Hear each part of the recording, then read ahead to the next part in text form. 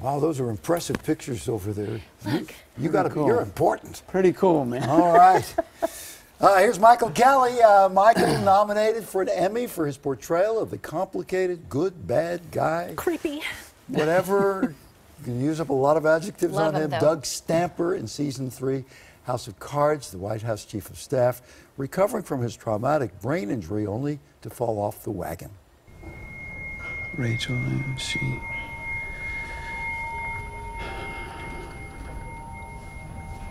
I don't remember. Yes, you do.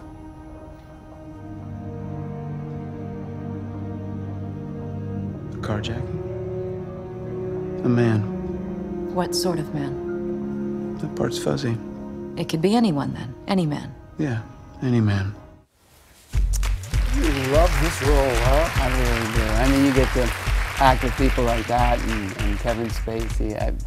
What a treat. You also What a treat. get to play pretty much every note in the scale, don't you? Well, certainly this season, things certainly, as opposed to not doing much of anything in the first two. The first season, there was like this deadness about you. It was just business. Get it done. Get it done. Was that was by design, I guess? Yeah. When I first got the job, before I ever even, it was my first phone call with Beau Willimon, the showrunner, the head writer, and he called me and he said, "Okay, so look, congratulations. We're so happy to have you.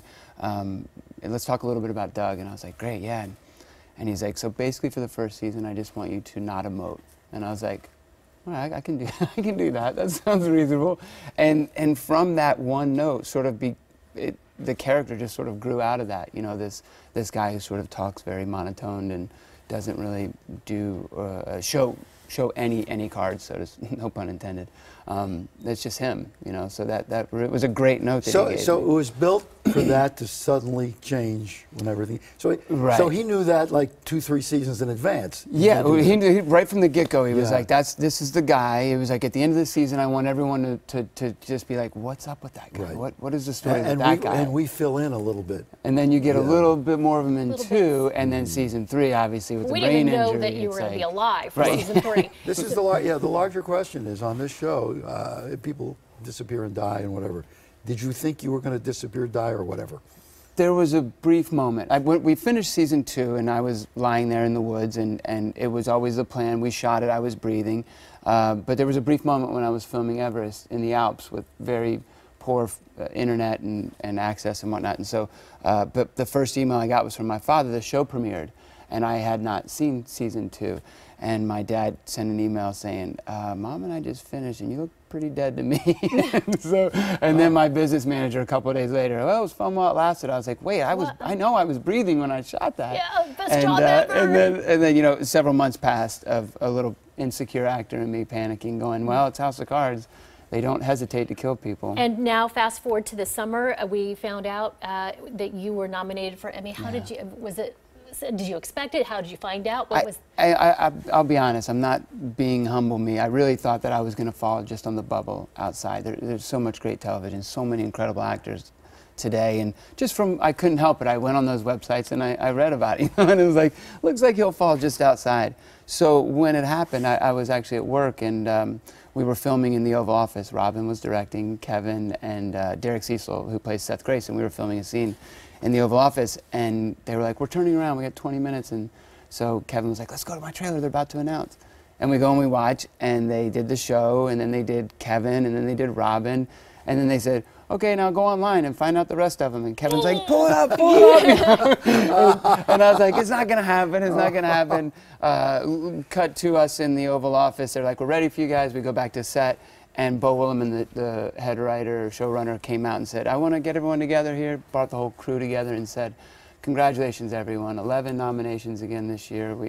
Kevin, the show got 1, Kevin got 1, Robin got 1, and you." And I was like, "What?" And he was like, Yes. "You." Did you And I was say like, did you say they like me? They really like me. I was just like, oh, you know, I'll admit it, I cried. It was Oh, it was just very sweet. It was just that moment of Yeah. like you worked so hard to get there, and you look around and the whole crew is there, and all those people worked so hard to get you there. It's your family. So to share it with them, you Yeah. know, it was just so special. You So mentioned special. Everest. I'm dying to see this movie. This comes out Yeah. in a couple weeks. Oh my! You played John Krakauer, Yeah. right? Let's set this up. What year was this? 1996.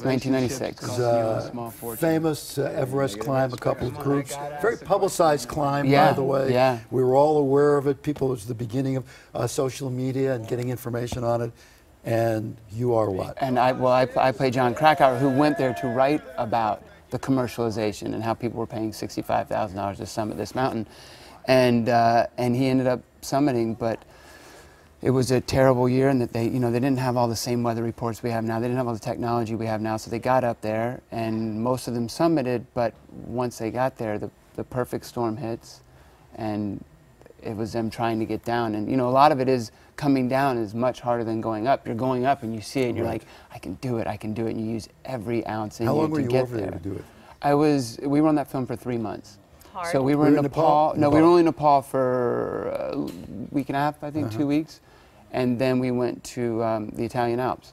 And we were up on this mountain at about, I think it was around 12,000 feet. And just every day, like Groundhog Day, you get up at 5 a.m., eat breakfast with the gang, go up to the top of the mountain, climb, Almost feel like you're just replicating what the climb was. Yeah, right? I mean, well, that's sort of the great thing, right? Is that you get into it. You put these crampons on and you wear all the gear and you're like, I'm a climber, I can do it. But he put us in the elements. Balt's a great director and he really threw us out there. So. It looks scary. Looks House good. of Cards on Netflix. The Emmy Awards Sunday, September 20th. Everest is opening. 18th on IMAX 3D and then the 25th wide. Wow. Yeah. Congratulations, Congratulations. Michael. Thank you very much. It's nice to meet you.